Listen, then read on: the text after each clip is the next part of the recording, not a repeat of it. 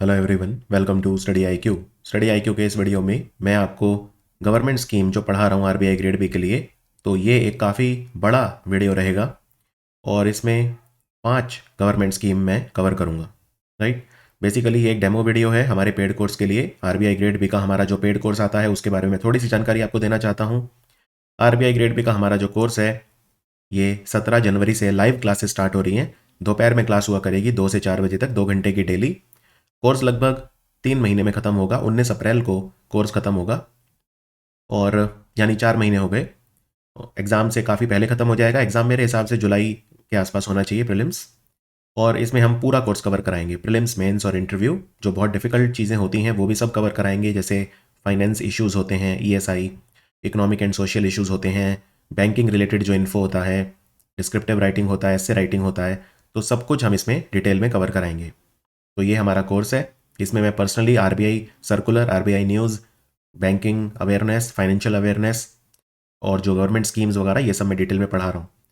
तो इस स्कीम से आप जज कर सकते हैं कि जो गवर्नमेंट स्कीम है उसमें क्या ऐसी डेप्थ है जो रिक्वायर्ड है। तो इसमें मैं प्रधानमंत्री मुद्रा योजना, अटल पेंशन योजना, प्रधानमंत्री वाया वंदना योजना, इसके अलावा प्रधानमंत्री विश्वकर्मा योजना और एक ग्रेट स्कीम आई थी, great guidelines, ministry of textile की, तो वो सब मैं इसमें कवर करूँगा। तो आइए अब वीडियो को शुरू करते हैं। और अगर आप हमारा आरबीआई ग्रेड बी का कोर्स खरीदना चाहते हैं, वैसे तो इसका प्राइस 10,000 रुपये है, लेकिन आप अगर ये कोड यूज़ करते हैं GGCA, बीच में कोई गैप नहीं है, पूरा कैपिटल में होगा GGCA, तो आपको ये 6,999 में मिल जाएगा, लेकिन सिर्फ 15 जनवरी तक। तो 17 जनवरी से तो बैच ही स्टार्ट है और 26 जनवरी के बाद हम इस बैच में एडमिशन नहीं देंगे। यानी बैच शुरू होने के बाद भी आप इसमें 8 से 9 दिन और एडमिशन ले सकते हैं, लेकिन 26 जनवरी लास्ट डेट है। उसके बाद इस बैच में कोई एडमिशन नहीं होगा। फिर जब भी हम अगला बैच लॉन्च करेंगे, मार्च में करेंगे, मोस्ट प्रोबेबली मार्च के फर्स्ट वीक में, तब हम आपको नोटिफाई कर देंगे। तो ये लास्ट चांस है डिस्काउंट भी अवेल करने का और इस बैच में एडमिशन भी लेने का। तो चलिए मैं वीडियो को शुरू करता हूँ। जब भी हम कोई गवर्नमेंट स्कीम पढ़ते हैं तो हमें हमेशा ऑफिशियल जो सोर्सेज हैं उनसे ही पढ़ना चाहिए। तो भारत सरकार ने एक बुकलेट लॉन्च की थी विश्वकर्मा योजना के ऊपर, जिसको आरबीआई ने अपने सर्कुलर के तौर पे इशू किया है। तो जो भी मैं आपको पढ़ाऊंगा इस वीडियो में, वो उसी आरबीआई के सर्कुलर से पढ़ाऊंगा। सबसे पहले तो ये याद रखना है कि इसके लिए नोडल मंत्रालय कौन सा है। नोडल मिनिस्ट्री का मतलब होता है एक ऐसी, वैसे तो देखिए कोई भी योजना हो भारत की, कोई भी, उसको बहुत सारे मंत्रालय मिलके चलाते हैं। चाहे वो लॉन्च कोई एक मंत्रालय करे, क्योंकि सबका सपोर्ट चाहिए होता है हमें, राइट। लेकिन एक मंत्रालय ऐसा होता है, एक मिनिस्ट्री ऐसा होता है जिसको हम नोडल मिनिस्ट्री बोलते हैं। नोडल मतलब वो एक नोड की तरह है जहां पे सारे मंत्रालय उनकी जवाबदेही होती है। एक मिनिस्ट्री ऐसी होती है जिसको उसका चार्ज दिया जाता है, तो और ये बोला जाता है कि वो स्कीम उसी मंत्रालय के अधीन है, फिर क्योंकि वो मंत्रालय आंसरेबल होगा उस स्कीम के क्रियान्वित करने के लिए, उसको इंप्लीमेंट करने के लिए। सो नोडल मंत्रालय होगा मिनिस्ट्री ऑफ एमएसएमई। तो अगर आपसे पॉइंटेड क्वेश्चन कोई पूछे कि विश्वकर्मा योजना कौन से मंत्रालय की योजना है, तो आप सीधा बोल दीजिए लघु, छोटे और मध्यम उद्यम मंत्रालय यानी मिनिस्ट्री ऑफ एमएसएमई की योजना है। विश्वकर्मा किन्हें बोलते हैं? जो लोग हाथ से काम करते हैं, जैसे आपके घर में कारपेंटर आता है जिसे बढ़ई बोलते हैं, या प्लम्बर आता है, ये सब जो लोग हैं जो हाथ से काम करते हैं सीधा, इनको विश्वकर्मा जो है वो कहा जाता है। तो इसके बारे में क्या क्या जानना है आपको? सबसे पहले तो ये कि पीएम विश्वकर्मा योजना ये एक सेंट्रल सेक्टर योजना है। अब देखिए सरकारी योजनाएं दो तरह की होती हैं। एक सेंट्रल सेक्टर का मतलब 100% फंडिंग सेंट्रल गवर्नमेंट देती है, उसको बोलते हैं सेंट्रल सेक्टर योजना। और एक होता है सेंट्रली स्पॉन्सर्ड। सेंट्रली स्पॉन्सर्ड मतलब ये होता है इसमें सेंट्रल गवर्नमेंट और स्टेट गवर्नमेंट दोनों खर्चा करते हैं एक डिफाइंड रेशियो में, जैसे 60-40, 70-30, 90-10, इस तरह से। तो सेंट्रली स्पॉन्सर्ड नहीं है ये, इसमें पूरा खर्चा सेंट्रल गवर्नमेंट ही करेगी। और अभी के लिए जो आउटले है इसका वो है 13,000 करोड़। 13,000 करोड़ रुपया हमें खर्च करना है। अगर आपसे पूछा जाए ये 13,000 करोड़ रुपए कब तक खर्च होगा, तो 2027-28, यानी ये योजना अगले 5 साल के लिए है। तो फाइनेंशियल ईयर 2028 जब खत्म होगा, यानी 31 मार्च 2028, तब तक चलेगी। ये इसकी एंड डेट है योजना की। वैसे जनरली स्कीम्स एंड नहीं होती हैं, अगर अच्छी चलती हैं तो सरकार उन्हें एक्सटेंशन दे देती है। तो 2028 फाइनेंशियल ईयर तक चलेगी। नोडल मिनिस्ट्री एमएसएमई मिनिस्ट्री होगा, लेकिन इसको योजना को सफल बनाने के लिए बहुत सारे मंत्रालय साथ मिलकर काम करेंगे, जैसे ministry of MSME, ministry of skill development या मिनिस्ट्री ऑफ फाइनेंस एक्सेट्रा। ये स्कीम रूरल एरियाज में भी चलेगी और अर्बन एरियाज में भी चलेगी। तो इसके लिए सबसे पहले तो आपको ये याद रखना है कितने साल के लिए, 5 साल के लिए, 2027-28 तक। इसका ऑब्जेक्टिव क्या है, जो भी विश्वकर्मा है हमारे पास, जो आर्टिजान हैं, जो क्राफ्ट्स पीपल हैं, जो हाथ से हस्तशिल्प बनाते हैं, जो सारा काम करते हैं, कलाकार लोग हैं, सबसे पहले तो हमें उन्हें रिकॉग्नाइज करना है, फिर उनका स्किल अपग्रेडेशन करना है। अब जैसे स्किल अपग्रेडेशन करना है तो स्किल अपग्रेडेशन करने में हेल्प करेगी ministry of skill development, right. उन्हें हमें औजार देने हैं, अच्छे मॉडर्न टूल्स वगैरह देने हैं, उन्हें कोलेट्रल फ्री क्रेडिट देना है, यानी ऐसा हमें उन्हें लोन देना है जिसमें उन्हें बदले में कुछ गिरवी ना रखना पड़े, कोलेट्रल फ्री क्रेडिट देना है। हमें उन्हें डिजिटल ट्रांजैक्शन के लिए भी प्रमोट करना है, इंसेंटिव देने हैं, और हमें उनको एक प्लेटफॉर्म देना है ब्रांड प्रमोशन के लिए। तो अब इसमें कितने प्रोफेशन कवर किए गए हैं पीएम विश्वकर्मा योजना में, ये एक अच्छा सवाल है। 18 प्रोफेशन है जो कवर किए गए हैं, जैसे कारपेंटर जिसको सूथर या बढ़ई बोलते हैं, नाव बनाने वाला व्यक्ति बोट मेकर, आर्मरर जो कई तरह के आर्म्स बनाता है जैसे तलवार या चाकू वगैरह बनाता है, लोहार यानी ब्लैक स्मिथ, इसी तरह से लॉक स्मिथ, उसके बाद मूर्तिकार हो गया, सुनार हो गया, कुम्हार हो गया। इस तरह से टोटल अगर आप देखेंगे प्रोफेशन तो वो है 18। जैसे मालाकार जो मालाएं बनाता है फूल से, या जो खिलौने बनाता है, जो दर्जी है यानी टेलर है, धोबी है यानी वॉशरमैन, तो टोटल 18 प्रोफेशन इसमें कवर किए गए हैं इनिशियली। जितने भी लोग हैं जो पीएम विश्वकर्मा योजना में जो भाग लेंगे उनको एक सर्टिफिकेट मिलेगा, पीएम विश्वकर्मा सर्टिफिकेट और आईडी कार्ड मिलेगा, और इसके बाद ही वो इस योजना का लाभ ले सकते हैं, राइट। एक यूनिक डिजिटल नंबर उन्हें प्रोवाइड किया जाएगा जो उनके सर्टिफिकेट और आईडी कार्ड के ऊपर लिखा होगा। तो हम ये आईडी कार्ड और सर्टिफिकेट देके हम उन्हें रिकॉग्नाइज कर रहे हैं कि वो विश्वकर्मा हैं। उसके बाद देखिए इसमें सबसे पहले बेसिक ट्रेनिंग मिलेगी। बेसिक ट्रेनिंग मतलब अब जैसे मान लीजिए कोई धोबी है तो उसे कपड़े धोने की ट्रेनिंग मिलेगी, ठीक है। ये ट्रेनिंग कितनी होगी, ये 40 घंटे की ट्रेनिंग होगी जो 5 से 7 दिन तक चलेगी, ठीक है, 5 से 7 दिन तक चलेगी, और मिनिस्ट्री ऑफ स्किल डेवलपमेंट इस ट्रेनिंग को करेगा। उसके बाद जब उसकी बेसिक ट्रेनिंग खत्म हो जाएगी तब वो 1 लाख रुपए का लोन ले सकता है सिर्फ 5% ब्याज पे, ठीक है। ऐसा नहीं है कि कोई भी विश्वकर्मा सीधा किसी बैंक में जाए और कहे मुझे 1 लाख रुपया दे दो, ऐसे नहीं। सबसे पहले उसे बेसिक ट्रेनिंग पूरी करनी होगी, बेसिक ट्रेनिंग करने के बाद ही वो 1 लाख रुपए का लोन ले सकता है 5% ब्याज पे। उसके बाद आगे देखते हैं, जब बेसिक ट्रेनिंग पूरी हो जाएगी और वो 1 लाख रुपए ले लेगा 5% के ब्याज पे, फिर उसका वो इस्तेमाल कर सकता है अपने जीवन को बेहतर बनाने के लिए। उसे अगर कुछ खरीदना है उससे तो वो सब अपना कोई भी काम वो उससे पूरा कर सकता है। जब वो 1 लाख रुपया वापस चुका देगा उसके बाद ही वो फिर अगला ट्रॉन्च 2 लाख का ले सकता है, ठीक है। और 2 लाख का लोन लेने के लिए उसे फिर एक एडवांस ट्रेनिंग करनी होगी जो 15 दिन तक चलेगी, या 120 घंटे एडवांस ट्रेनिंग। यानी बेसिक ट्रेनिंग लेने के बाद उसे 1 लाख का लोन मिलेगा, ठीक है, और एडवांस ट्रेनिंग लेने के बाद वो 2 लाख का लोन ले सकता है। दोनों लोन उसे सिर्फ 5% पे मिलेंगे, और 2 लाख का लोन लेने के लिए कंडीशन ये भी है कि जो आपने पहले 1 लाख लिया था वो आपको वापस चुकाना होगा, ठीक है।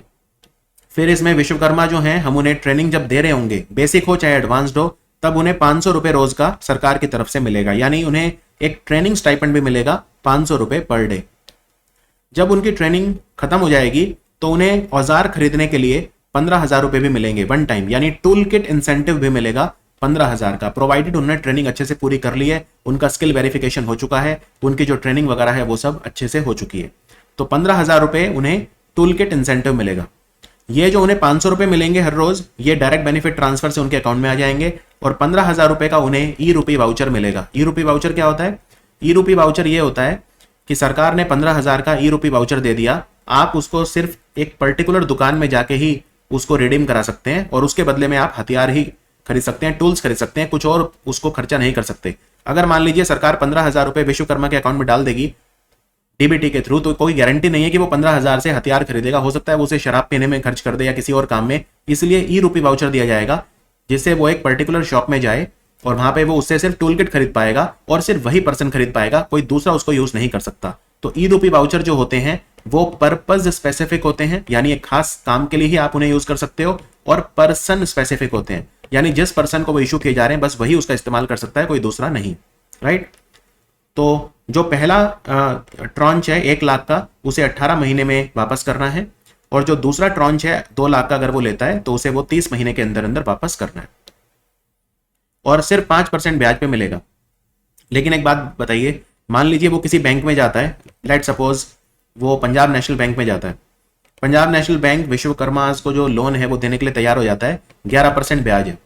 लेकिन सरकार ने कहा है पंजाब नेशनल बैंक को कि आप 5% पे दीजिए और जो बाकी 6% है वो मैं दूंगी। ठीक है, तो पीएनबी का नुकसान नहीं होगा, वरना अगर 5 पे है तो फिर वो बैंक लोन देगा ही क्यों। तो सरकार 8% तक का इंटरेस्ट सबवेंशन प्रोवाइड करेगी, किसे? बैंक्स को। बैंक्स या एनबीएफसीज जो भी लोन दे रहा है उसे इंटरेस्ट सबवेंशन 8% तक का। ठीक है, तो मान लीजिए अगर कोई 12% पे लोन दे रहा है तो सरकार कहेगी इनको तो आप 5 पे दो, बाकी जो 7 है वो मेरे से ले लो, और ये अपफ्रंट मिल जाएगा उन्हें। तो बैंक्स को बिल्कुल चिंता करने की जरूरत नहीं है, उनका कोई नुकसान नहीं होगा अगर वो विश्वकर्मा को लोन दे रहे हैं तो। ये समझ में आ गया? अच्छा, इसमें लोन कौन कौन दे सकता है पीएम विश्वकर्मा में? 1 लाख का पहली बार में और 2 लाख का दूसरी बार में। हमारे जितने भी शेड्यूल्ड कमर्शियल बैंक हैं वो दे सकते हैं, रीजनल रूरल बैंक दे सकते हैं, स्मॉल फाइनेंस बैंक दे सकते हैं, कोऑपरेटिव बैंक दे सकते हैं, एनबीएफसीज दे सकती हैं, माइक्रो फाइनेंस इंस्टीट्यूशन दे सकते हैं, ये सब दे सकते हैं। Is that clear? Micro finance क्या होता है ये आप जानते हैं। तो माइक्रो फाइनेंस होता है जब आप किसी पर्सन को गारंटी फ्री लोन देते हैं अगर उसकी सालाना आमदनी 3 लाख से कम है। मैं रिपीट कर देता हूं, अगर आप किसी ऐसे पर्सन को लोन देते हैं जिसकी सालाना आमदनी जो है 3 लाख रुपए से कम है तो हम उसे माइक्रो फाइनेंस लोन कहते हैं। तो 2 कंडीशन है, एक तो उस पर्सन की सालाना आमदनी एनुअल इनकम जो है वो 3 लाख से कम होनी चाहिए, और दूसरी कंडीशन ये है कि वो कोलेटरल फ्री लोन होना चाहिए, तब हम उसे बोलते हैं माइक्रो फाइनेंस। तो माइक्रो फाइनेंस इंस्टीट्यूशन भी इसमें एलिजिबल हैं लोन देने के लिए। ये जो स्कीम है इसमें हम जो विश्वकर्मा है उनको ये भी कह रहे हैं कि आप डिजिटल ट्रांजैक्शन करिए। डिजिटल ट्रांजैक्शन करने पे उनको क्या फायदा होगा? एक डिजिटल ट्रांजैक्शन पे हम उन्हें 1 रुपया देंगे उनके डायरेक्ट बेनिफिट ट्रांसफर से बैंक अकाउंट में सीधा, लेकिन ये मैक्सिमम 100 एलिजिबल ट्रांजैक्शन के लिए होगा। ठीक है, यानी एक विश्वकर्मा जो है वो 1 महीने में 100 रुपए तक कमा सकता है। कैसे? वो अगर 100 ट्रांजैक्शन डिजिटली करे उस 1 महीने में तो वो उसे 100 रुपए मिल जाएंगे। हर ट्रांजैक्शन का 1 रुपया उसे कैशबैक सरकार की तरफ से मिल रहा है एक तरह से। ठीक है, और लेकिन मैक्सिमम 100 ट्रांजैक्शंस के लिए उसे मिलेगा, राइट? तो ये उसको सीधा उसके बैंक अकाउंट में मिल जाएगा। चलिए अब एक क्वेश्चन कर लेते हैं। पीएम विश्वकर्मा योजना के बारे में इनमें से कौन सा स्टेटमेंट ठीक है? पहला स्टेटमेंट ये है कि पीएम विश्वकर्मा योजना में जो टारगेट ग्रुप है हमारे, उन्हें easy access to collateral free credit मिलता है। और दूसरा कि जो नॉन बैंकिंग फाइनेंस कंपनी है और जो माइक्रो फाइनेंस इंस्टीट्यूशन है वो एलिजिबल है लोन देने के लिए टू द विश्वकर्मास। तो इनमें से कौन सा स्टेटमेंट ठीक है? तो ये दोनों ही स्टेटमेंट ठीक हैं, क्योंकि पहला, क्या विश्वकर्मा स्कीम में जो क्रेडिट मिलता है क्या वो कोलेटरल फ्री होता है? यस, बिल्कुल कोलेटरल फ्री क्रेडिट होता है वो। और दूसरा, क्या एनबीएफसीज और माइक्रो फाइनेंस इंस्टीट्यूशन भी एलिजिबल हैं? बैंक्स तो हैं ही, यस ये भी एलिजिबल हैं। तो इसका आंसर हो जाएगा both A and B are correct. अब अगर आपने वीडियो अच्छे से देखा है तो मैं आपसे 2 सवाल पूछ रहा हूं, ठीक है? इनके आंसर दीजिए। सबसे पहला, पीएम विश्वकर्मा योजना के लिए जो नोडल मिनिस्ट्री है वो कौन सा है? और दूसरा क्वेश्चन कि पीएम विश्वकर्मा योजना में जो इंटरेस्ट सबवेंशन है जो सरकार की तरफ से बैंक्स को मिलेगा वो मैक्सिमम कितना है? इस वीडियो में मैं आपको पढ़ाऊंगा एक ग्रेट स्कीम आई है, ठीक है? स्कीम का नाम ही है ग्रेट स्कीम। बेसिकली ये गाइडलाइंस हैं, ये हम इनको स्कीम बोल सकते हैं। तो मिनिस्ट्री ऑफ टेक्सटाइल ने शुरू करी है। तो ये क्या है, तो इसको डिटेल में स्टडी करते हैं। आइए वीडियो को स्टार्ट करते हैं। सबसे पहले एक वर्ड होता है जिसको बोलते हैं टेक्निकल टेक्सटाइल। ये क्या होता है? देखिए, कपड़े जो होते हैं ना वो 2 तरह के होते हैं। एक जिन्हें हम पहनते हैं, जिन्हें आप गारमेंट्स बोल सकते हो या आप अपैरल बोल सकते हो, जो वियरेबल टेक्सटाइल होते हैं, शर्ट, पैंट, कोट जो भी हम पहनते हैं। और दूसरे होते हैं टेक्निकल कपड़े। टेक्निकल टेक्सटाइल मतलब ये होता है वो टेक्सटाइल जिनको हम ब्यूटी या एस्थेटिक्स वगैरह के लिए नहीं बल्कि उनकी फंक्शनैलिटी के लिए यूज करते हैं। जैसे फॉर एग्जांपल, आप छतरी यूज करते हो तो छतरी के अंदर जो कपड़ा लगा होता है वो भी तो कपड़ा है, लेकिन वो पहनने वाला नहीं है, वियरेबल नहीं है, वो टेक्निकल टेक्सटाइल हो गया। इसी तरह कई बार हम अपनी फसल को पक्षियों से बचाने के लिए ये एग्रीकल्चर नेट्स यूज करते हैं, तो ये क्या हो गया? एग्रोटेक, यानी एग्रीकल्चर में यूज होने वाला टेक्निकल टेक्सटाइल। बच्चों के डायपर हो गए, सैनिटरी नैपकिन हो गए, या आपकी गाड़ियों के कवर हो गए, वो भी कपड़ों के ही बने होते हैं, लेकिन ये सारे टेक्सटाइल टेक्निकल टेक्सटाइल कहे जाते हैं, राइट? तो आपके वियरेबल टेक्सटाइल होते हैं और दूसरे होते हैं टेक्निकल टेक्सटाइल।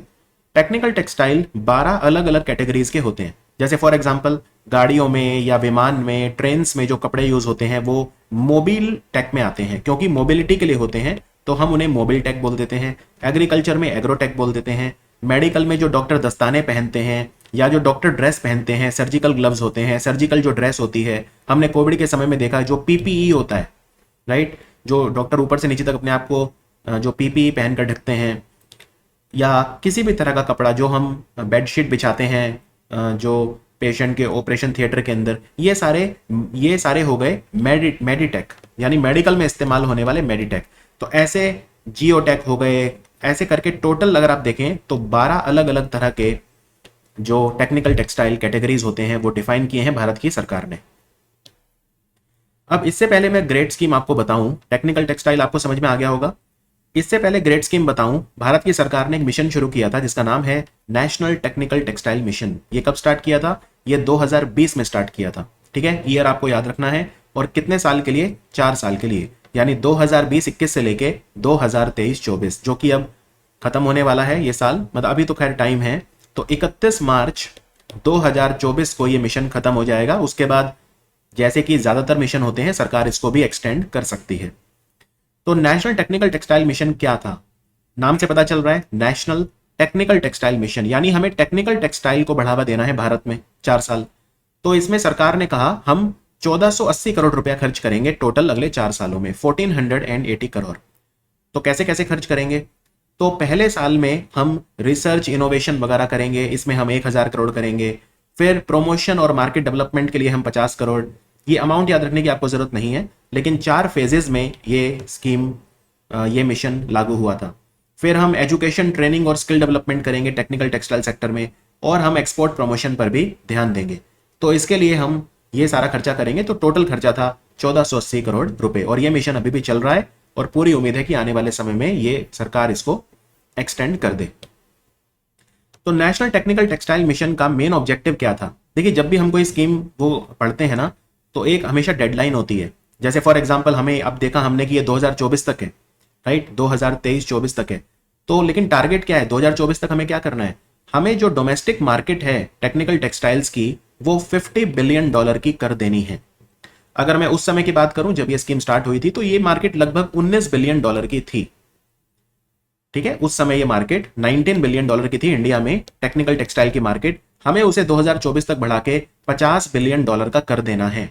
अब देखिए, ये 2024 आने वाला है, तो हम कहां तक पहुंचे? क्या हम 50 बिलियन तक पहुंचे? नहीं, हम 22 बिलियन तक ही पहुंचे हैं 19 बिलियन से। यानी जैसा मैंने बताया, सरकार नेशनल टेक्निकल टेक्सटाइल मिशन को भी एक्सटेंड कर देगी। तो पूरी दुनिया में कितनी मार्केट थी उस समय जब ये मिशन स्टार्ट हुआ था 2020 में? तब दुनिया की जो पूरी मार्केट थी टेक्निकल टेक्सटाइल की, वो $250 अरब थी। और भारत की जो मार्केट थी, इसमें से सिर्फ $19 बिलियन, यानी हम कोई बहुत बड़े प्लेयर नहीं कहे जाएंगे। बड़े जो प्लेयर हैं वो है टेक्निकल टेक्सटाइल के फील्ड में अमेरिका, वेस्टर्न यूरोप, चाइना और जापान। ठीक है, वेस्टर्न यूरोप, यूएसए, चाइना और जापान।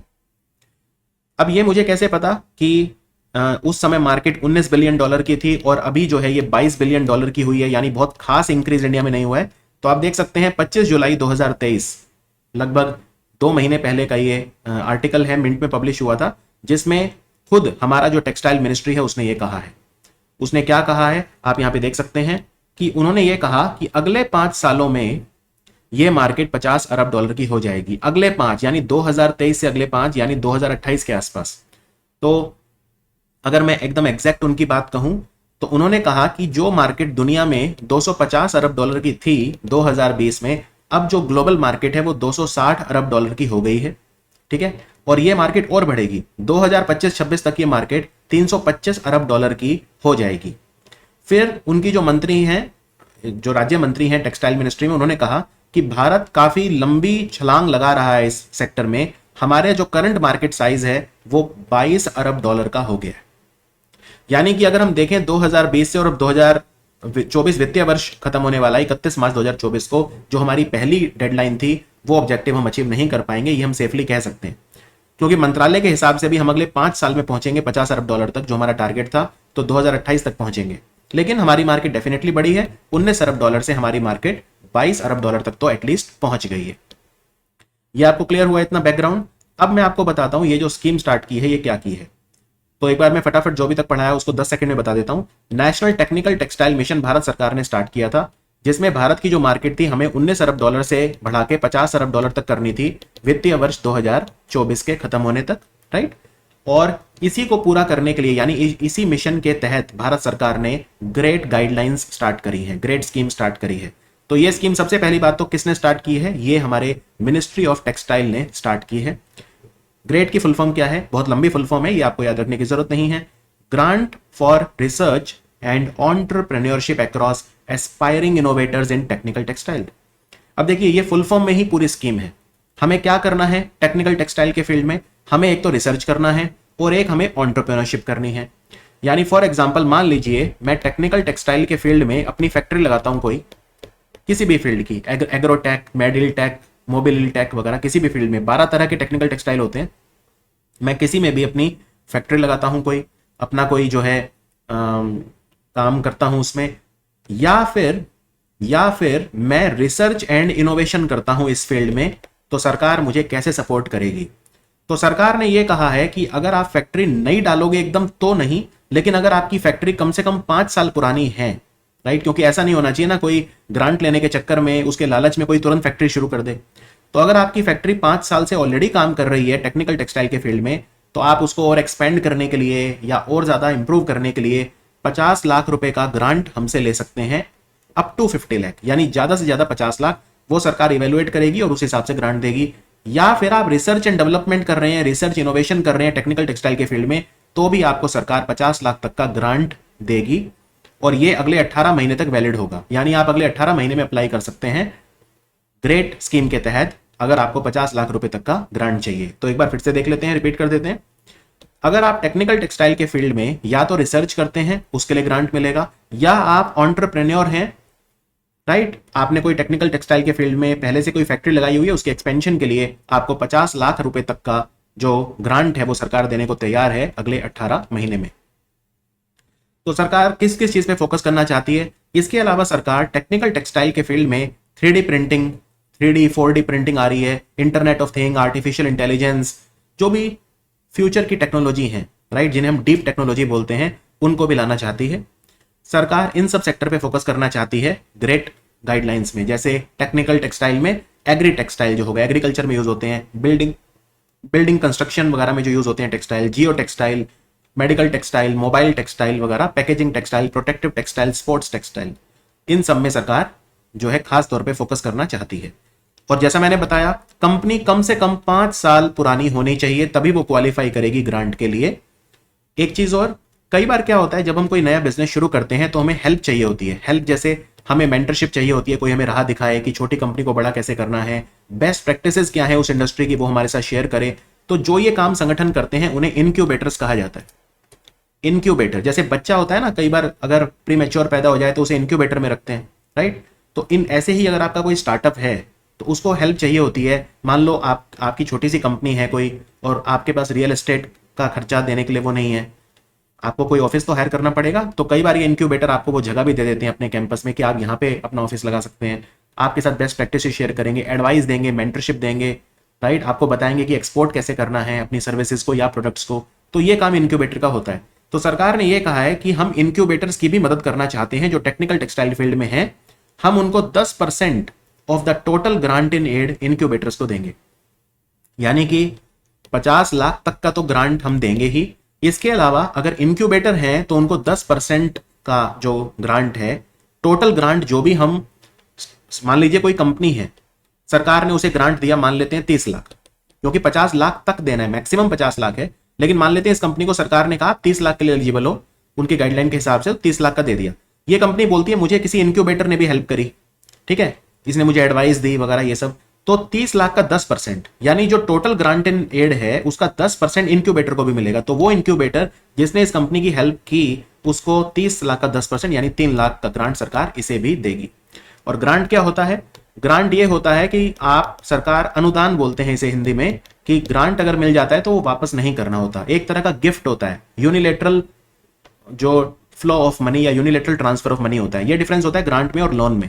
लोन आपको वापस भी करना पड़ता है। सरकार अगर आपको मान लीजिए लोन दे रही है 50 लाख का, तो वो एक्सपेक्ट करेगी आप वापस करो, जैसे पीएम स्वनिधि योजना में होता है, आपको 10,000 का लोन मिलता है तो वापस भी करना होता है, लेकिन इसमें ग्रांट मिल रहा है, ये आपको वापस नहीं करना, ये आपको आपके एफर्ट्स के लिए मिल रहा है, आपने जो एफर्ट किए उसको अप्रिशिएट करने के लिए सरकार आपको ग्रांट दे रही है।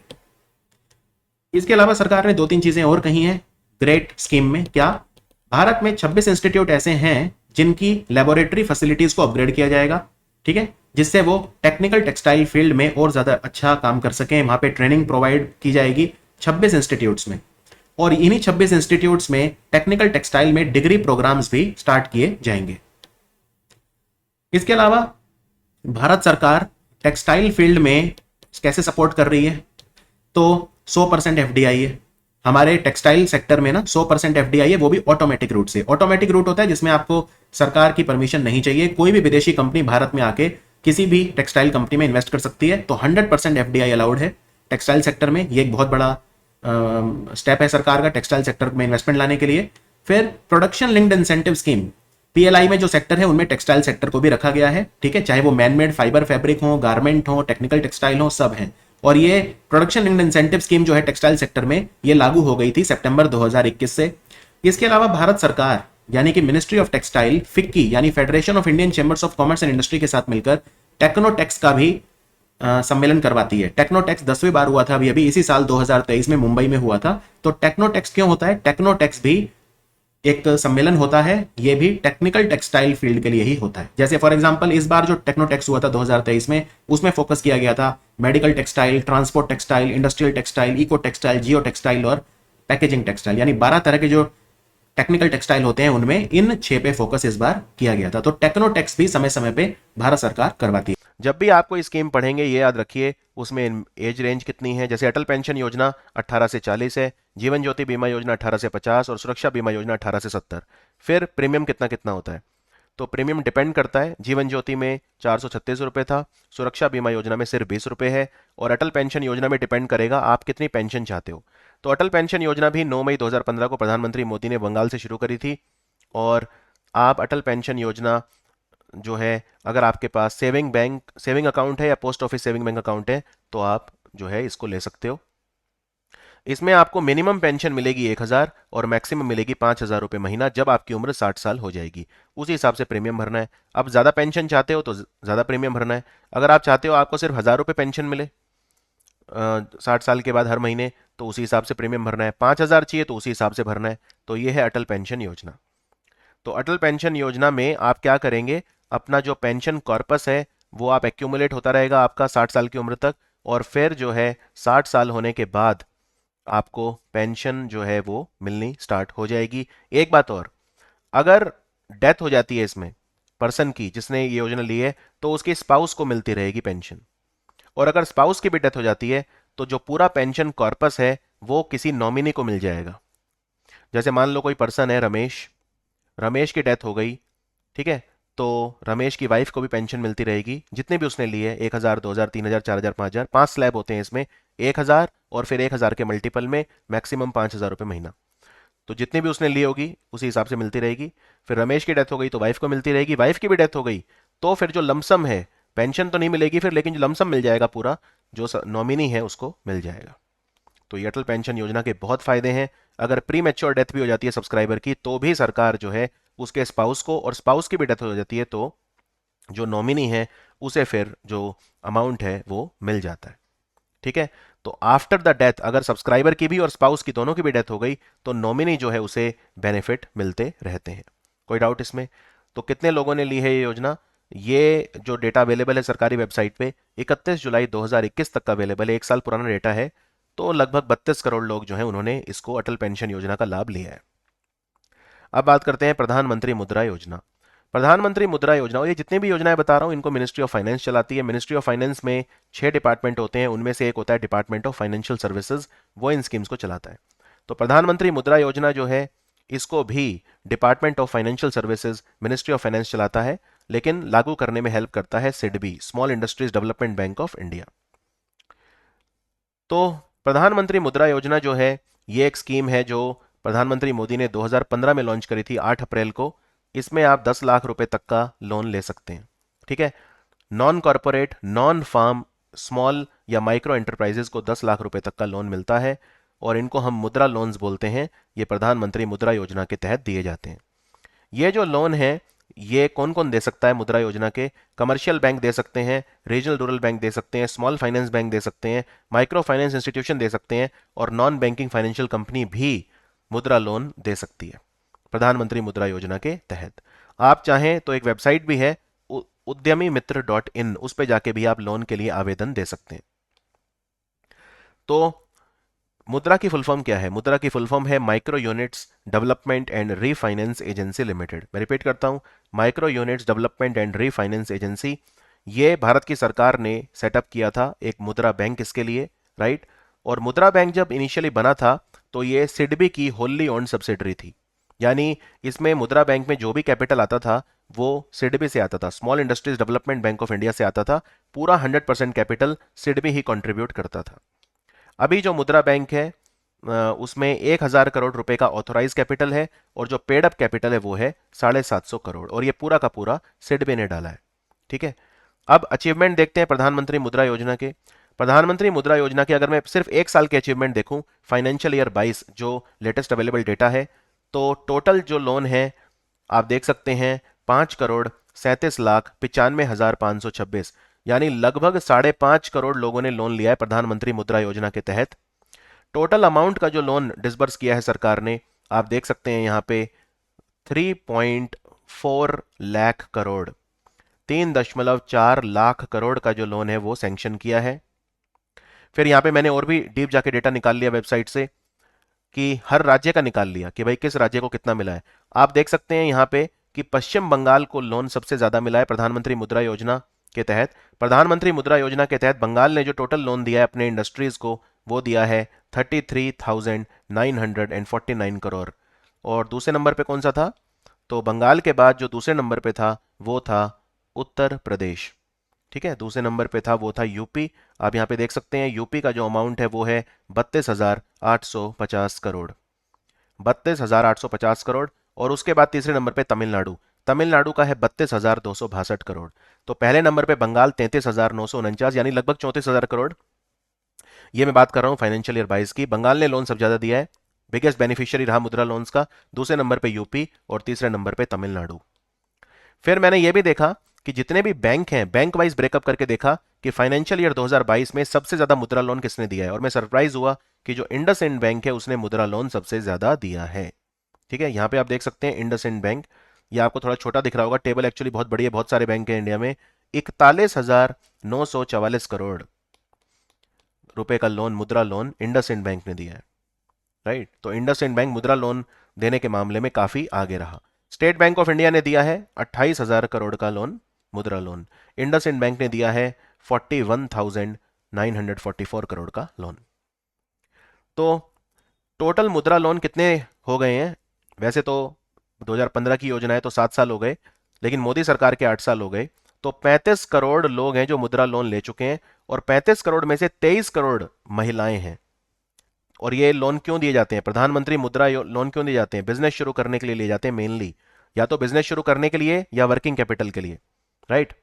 लेकिन एक नुकसान भी है कि नॉन परफॉर्मिंग एसेट भी बहुत ज्यादा है।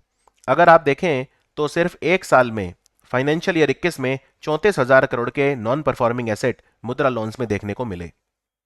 ठीक है ना, तो यह भी ध्यान रखना है आपको कि मुद्रा लोन्स में नॉन परफॉर्मिंग एसेट भी काफी ज्यादा है। फिर मुद्रा में 3 तरह के लोन होते हैं, एक शिशु, एक किशोर और एक तरुण। ये एमसीक्यूज के लिए काफी इंपॉर्टेंट है। शिशु में आप 50,000 रुपए तक का लोन ले सकते हो। ठीक है, 50,000 रुपए तक का लोन लेते हो तो उसे शिशु लोन बोलते हैं। किशोर, अगर आपकी मान लो कंपनी थोड़ी और बड़ी है, थोड़ा ज्यादा लोन चाहिए, तो किशोर कैटेगरी में आ जाओ। किशोर कैटेगरी में आपको 50,000 एक से लेकर 5 लाख तक का लोन मिलता है। और तरुण, तरुण में 5 लाख एक से लेकर 10 लाख तक का लोन मिलता है। इसीलिए कहते हैं मुद्रा लोन आप मैक्सिमम कितना ले सकते हो? 10 लाख। ठीक है ना, तो आप 10 लाख रुपए तक का लोन ले सकते हो, 10 लाख से ज्यादा प्रधानमंत्री मुद्रा योजना के तहत नहीं ले सकते। तो कोई मिनिमम लोन अमाउंट नहीं है, आप चाहो तो 1 रुपया ले लो लोन, राइट। कोई मिनिमम कुछ नहीं है ऐसा कोई, लेकिन हाँ मैक्सिमम लिमिट है, मैक्सिमम है 10 लाख रुपए। 10 लाख रुपए से ज्यादा आप नहीं ले सकते, ये मैक्सिमम लिमिट है। क्लियर? और दूसरी बात, आपको इसमें कोलेट्रल भी नहीं रखवाना, ये पूरा लोन कोलेट्रल फ्री होता है। इसीलिए ये भी एक रीजन है कि ये अनसिक्योर्ड लोन है, क्योंकि कोलेटरल फ्री होता है, आपको कोलेटरल रखने की जरूरत नहीं है। इतना ही नहीं, आपको प्रोसेसिंग चार्जेस भी नहीं देने अगर आप मुद्रा लोन लेते हो तो। अब बात करते हैं अगली योजना, stand up India. Stand up India क्या है? स्टैंड अप इंडिया ये है कि हमें SC ST जो लोग समुदाय है और जो महिलाएं हैं, ये समाज के वंचित वर्ग हैं, मार्जिनलाइज्ड कम्युनिटीज हैं, तो इन्हें हमें ऑन्टरप्रेन्योर बनाना है, उद्यमी बनाना है। इसका नाम है स्टैंड अप इंडिया। ये योजना जो है, इसको भी काफ़ी टाइम हो गया है, स्टैंड अप इंडिया योजना। और ये जो योजना है, इसको भी small industries development bank of India implement करता है। तो स्टैंड अप इंडिया योजना में आप कितना लोन ले सकते हो बिजनेस शुरू करने के लिए? आप 10 लाख रुपए मिनिमम और मैक्सिमम 1 करोड़, यानी 10 लाख रुपए से 1 करोड़ के बीच में आप लोन ले सकते हो। ठीक है। और ये मैंडेटरी है। कैसे मैंडेटरी कराए? जितनी भी बैंक ब्रांचेज हैं, ध्यान से सुनना, जितनी भी बैंक ब्रांचेज हैं बैंकों की, हर ब्रांच को कम से कम एक लोन तो देना पड़ेगा। अब या तो वो एक लोन SC ST को दे या वो वुमेन को दे, वो उसके ऊपर है। ठीक है। तो SC ST में से किसी एक को देना है और एक वुमेन को देना है, यानी हर ब्रांच को 2 लोन देने पड़ेंगे। मैं रिपीट करता हूं, हर बैंक ब्रांच को यह मैंडेटरी कर दिया गया है, पर बैंक ब्रांच को क्या, कि उन्हें 2 लोन तो देने पड़ेंगे। इनमें से एक लोन SC या ST को मिलेगा, किसी भी SC या ST पर्सन को एक लोन मिलेगा इनमें से। ठीक है। और एक लोन महिलाओं को मिलेगा। एटलीस्ट 1 वुमेन पर बैंक ब्रांच, और एटलीस्ट 1 शेड्यूल कास्ट या शेड्यूल ट्राइब पर्सन। तो हर बैंक ब्रांच को 2 लोन तो देने पड़ेंगे ही। क्लियर? और ये loan minimum 10 lakh, maximum 1 crore तक के हो सकते हैं बिजनेस शुरू करने के लिए। ये बिजनेस ग्रीनफील्ड होना चाहिए, यानी पूरा एकदम नया बिजनेस होना चाहिए। ऐसा नहीं कि पहले ही कोई बिजनेस है उसी को आप बढ़ाने के लिए लोन ले रहे हैं, नहीं, पूरा ग्रीनफील्ड बिजनेस होना चाहिए। क्लियर? और ये जो आप बिजनेस करोगे, मैन्युफैक्चरिंग में भी कर सकते हो, सर्विसेज में भी कर सकते हो, ट्रेडिंग सेक्टर में भी कर सकते हो, किसी में भी कर सकते हो। अगर मान लो, लेट सपोज अब कोई बिजनेस शुरू कर रहे हैं 4 लोग मिलके, इनमें एक SC है, एक ST है, ठीक है, और एक जनरल कैटेगरी का है, या 3 लोग मिलके बिजनेस शुरू कर रहे हैं, SC ST और एक जनरल वाला, तो फिर कैसे करेंगे? तो इसमें अगर SC ST या वुमेन है, उसके नाम पे 51% होना चाहिए वो कंपनी। मैं रिपीट करता हूं, अगर कोई ऐसी कंपनी है जिसमें मल्टीपल शेयर होल्डर हैं, ठीक है, तो उस कंपनी को स्टैंड अप इंडिया के तहत लोन तभी मिलेगा जब कम से कम 51% शेयर होल्डिंग या तो SC ST की है या वुमेन एंटरप्रेन्योर की है, तभी मिलेगा, तब वो अप्लाई कर सकता है और 10 लाख से 1 करोड़ तक का लोन ले सकता है। तो इसमें एलिजिबिलिटी क्या है? 18 साल उम्र होनी चाहिए, SC ST या वुमेन एंटरप्रेन्योर होने चाहिए। ठीक है, 18 साल उम्र होनी चाहिए, और आपका जो ग्रीनफील्ड बिजनेस होना चाहिए, ब्राउनफील्ड नहीं। ग्रीनफील्ड मतलब पूरा नया बिजनेस आपको शुरू करना है। ये लोन आपको 7 साल में चुकाना है, और मोराटोरियम पीरियड है 18 महीने। मोराटोरियम मतलब वो पीरियड जिसमें आपको मूलधन या ब्याज नहीं देना। 18 महीने तक ना तो आपको, मान लो आपने लोन ले लिया, 5 लाख का ले लिया, तो ये 5 लाख और ब्याज आपको 18 महीने तक नहीं देना। ठीक है, ना तो प्रिंसिपल ना इंटरेस्ट, क्योंकि बिजनेस शुरू कर रहे हो अभी, तो आप पैसा जनरेट करने में टाइम लगता है। तो 18 महीने तक आपको कोई ब्याज या प्रिंसिपल अमाउंट नहीं लौटाना बैंक को। आप 7 साल के अंदर आपको पूरा लोन रीपे करना है। तो ये जो स्कीम है, इसको department of financial services, ministry of finance, government of India चलाता है, और सिडबी जो है उसको इंप्लीमेंट करने में हेल्प करता है। अब अभी तक क्या स्टेटस है इसमें बताऊं आपको, तो यहां पे देखो आप, टोटल 19,310 SC, 6,435 ST, और 1 लाख से ज्यादा महिलाएं लोन ले चुकी हैं। ठीक है ना? तो 30,000 करोड़ रुपए से ज्यादा सैंक्शन हो चुका है 6 सालों में। स्टैंड अप इंडिया स्कीम जब आई थी 2016 में, तो 6 साल हो गए इसको, और 30,000 करोड़ रुपए सैंक्शन अब तक हो चुका है, और अप्रैल 2016 में आई थी ये। कोई डाउट इसमें? चलिए आगे बढ़ते हैं। अब बात करते हैं प्रधानमंत्री वाया वंदना योजना। ये हमारी आखिरी योजना होगी। देखो, प्रधानमंत्री वाया वंदना योजना, वाया मतलब ही होता है जो सीनियर सिटीजन होते हैं, राइट? इसमें आप वाया वर्ड यूज करेंगे। वायो वृद्ध बोलते हैं ना कई बार, वायो वृद्ध हैं। प्रधानमंत्री वाया वंदना योजना जो है, ये भारत सरकार ने लॉन्च करी है। जो एल्डरली लोग हैं 60 साल उम्र से ज्यादा, उनको एक फ्यूचर में अच्छा ब्याज मिले, वो इन्वेस्ट करें अपना पैसा और उन्हें अच्छा ब्याज मिले, irrespective of the market condition. ऐसा ना हो कि उन्हें, अगर मान लो इकोनॉमी उतनी अच्छी नहीं चल रही तो उन्हें नुकसान हो जाए, तो उन्हें एक अश्योर्ड 10 साल के लिए जो है ब्याज मिलता है, अश्योर्ड। ठीक है, अभी वो ब्याज कितना है, 7.4% है पर एनम। और ये काफ़ी अच्छा ब्याज है। अगर आप देखें एफडी वगैरह में तो आजकल 4% भी नहीं मिल रहा एफडी में, राइट। तो 7.4% पर एनम ब्याज जो बूढ़े लोग हैं उन्हें मिलता है इसके अंदर। और ये योजना आप 31 मार्च 2023 तक इसे अप्लाई कर सकते हो। ठीक है, तो ये योजना जो है इसमें आपको 7.4% मिलेगा। और हर फाइनेंशियल ईयर के लिए ये चेंज हो सकता है, लेकिन एक बार जब आपने ले ली तो अगले 10 साल के लिए फिर वही रहेगा।